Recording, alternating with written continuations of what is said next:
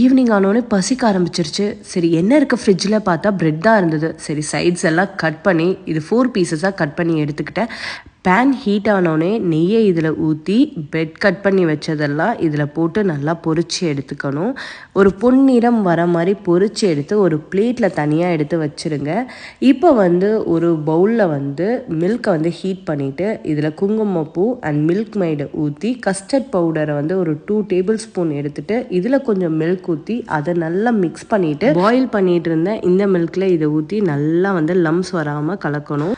Low ஃப்ளேமில் ஒரு 10 மினிட்ஸ்க்கு இதை நல்லா கலந்துட்டு நம்ம வச்சுருந்தோம்ல பிரெட் அதில் இதை எல்லாத்தையும் ஊற்றிட்டு ஃப்ரிட்ஜில் வச்சு கூட நீங்கள் சாப்பிடலாம், இல்லை அப்படியே கூட சாப்பிடலாம். எனக்கு பசிச்சதுனால அப்படியே ஃப்ரூட்ஸ் அண்ட் நட்ஸ் எல்லாம் அப்படியே மேலே தூவி விட்டு இதை அப்படியே சாப்பிட்டேன். ரொம்ப ரொம்ப டேஸ்டியாக இருந்தது, சூப்பராக இருந்தது.